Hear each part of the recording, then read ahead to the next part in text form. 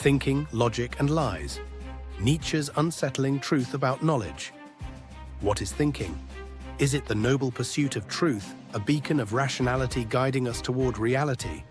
Or is it something far less glorious, merely a tool for survival, a web of useful fictions that keep us from drowning in chaos?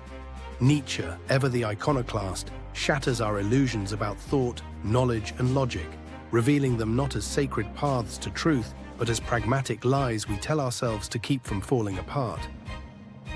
The Great Illusion. Knowledge as a biological trick. Nietzsche does not grant thinking the high-status philosophers have traditionally assigned it.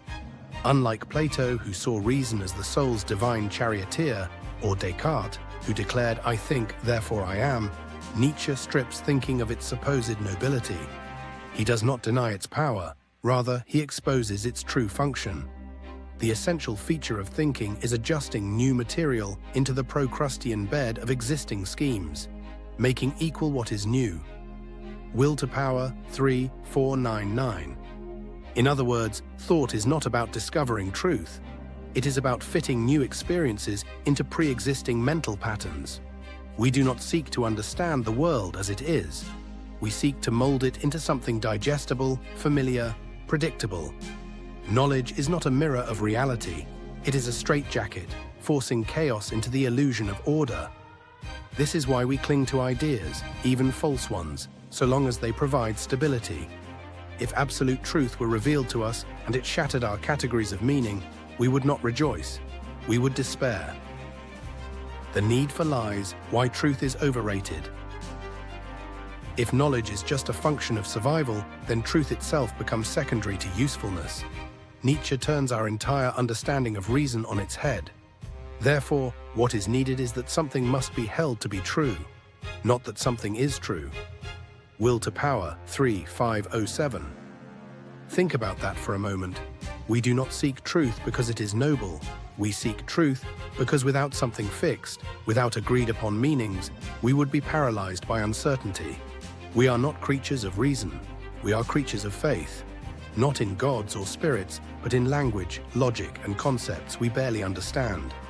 The law of causality, for example, the idea that everything happens for a reason, is not something we prove. It is something we assume because it allows us to function. We call certain things good or beautiful, but these are not inherent qualities of objects. They are agreements that make life bearable. Would you rather live in a world where beauty, meaning, and morality are human projections, or a world in which they do not exist at all? Logic. The grand self-deception. Nietzsche takes an axe to the very foundation of Western thought, logic itself. If knowledge is just a biological tool, then what about logic, the holy grail of rational thought? He does not deny its utility, but he refuses to place it on a pedestal. It follows that the test of a concept and of all knowledge, such as the law of causality, is its usefulness rather than its truth. Will to Power 3497. Logic, like all human inventions, is not a reflection of the universe, but a structure we impose upon it. It is the scaffolding we build so we do not drown in the sheer madness of existence. The rules of logic, identity, non-contradiction, causality, are not laws of nature, but habits of thought. They work well enough to get us through life, but Nietzsche warns against mistaking them for absolute reality. What does this mean for us? Nietzsche forces us to confront an unsettling question. If knowledge is just a survival tool and logic is merely a habit of mind, then what can we trust? The answer is perhaps nothing. But that is not a reason for despair. It is an invitation to rethink our relationship with truth. Instead of seeking eternal, unchanging laws, we must ask what ideas, what illusions will make us stronger.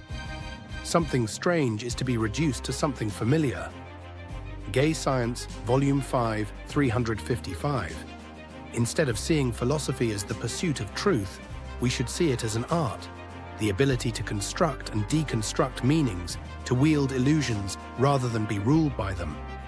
Nietzsche does not want us to worship knowledge, he wants us to master it, to play with ideas, not be enslaved by them, to create rather than merely accept. Final thought, Are you ready to let go? We are raised to believe that truth is the highest good, that logic and reason are sacred, that knowledge is an end in itself. But what if all of this is just a necessary illusion? Nietzsche's challenge is simple yet radical. Do you seek truth, or do you seek power? Are you willing to let go of comforting illusions and embrace the reality that all knowledge is a weapon, a tool, a lie that serves life? And if so, how will you wield it? Nietzschean exercises, how to practice the art of thinking beyond truth. If Nietzsche is right, that knowledge is a tool for survival rather than a mirror of reality, then we must learn to use knowledge rather than serve it. Below are exercises designed to help you break free from inherited thought patterns, sharpen your perspective, and wield ideas as weapons rather than chains. 1. Deconstructing truth. Question your assumptions.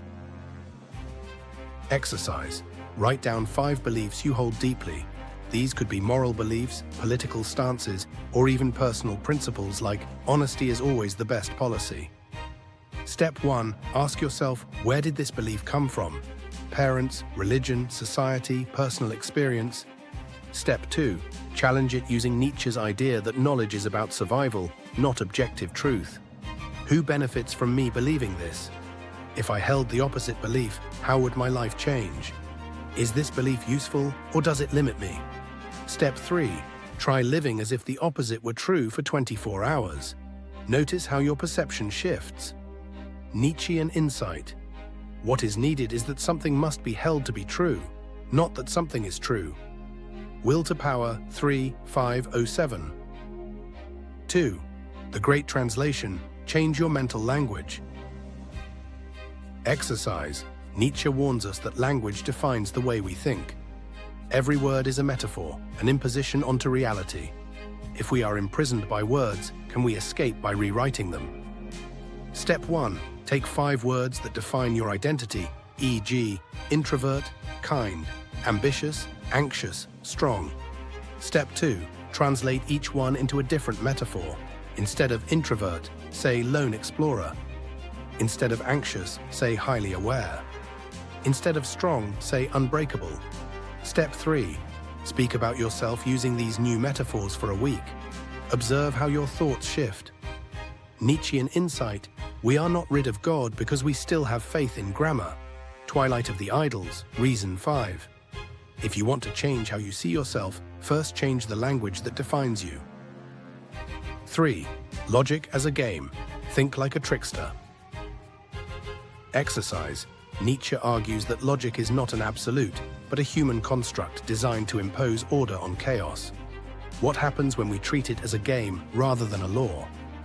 Step 1. Pick a famous logical principle, e.g., a cannot be both A and not A, law of non-contradiction.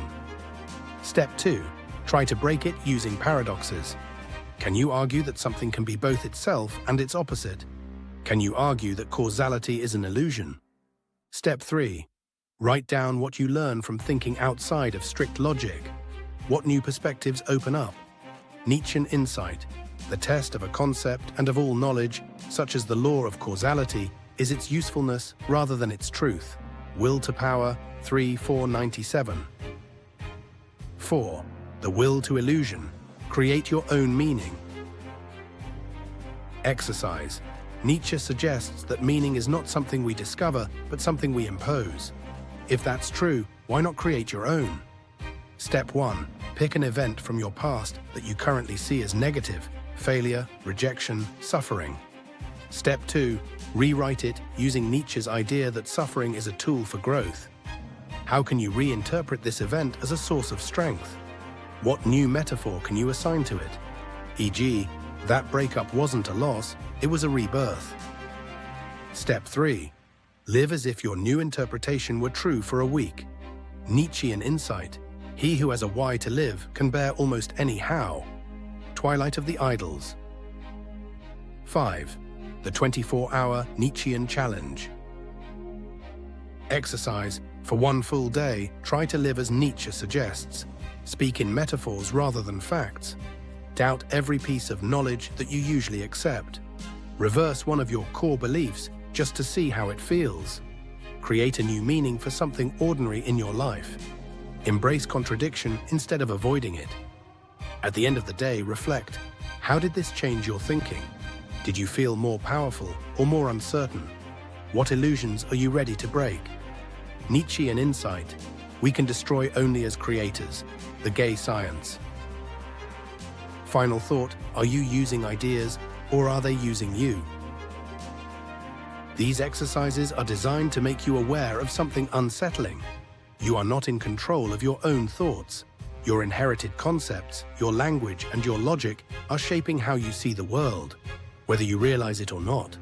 Nietzsche does not want you to accept his ideas. He wants you to test them, to challenge your own mental framework, to play with knowledge instead of being its servant. So the question is, will you continue to think as you always have? Or will you take the Nietzschean leap and become a creator of new meanings?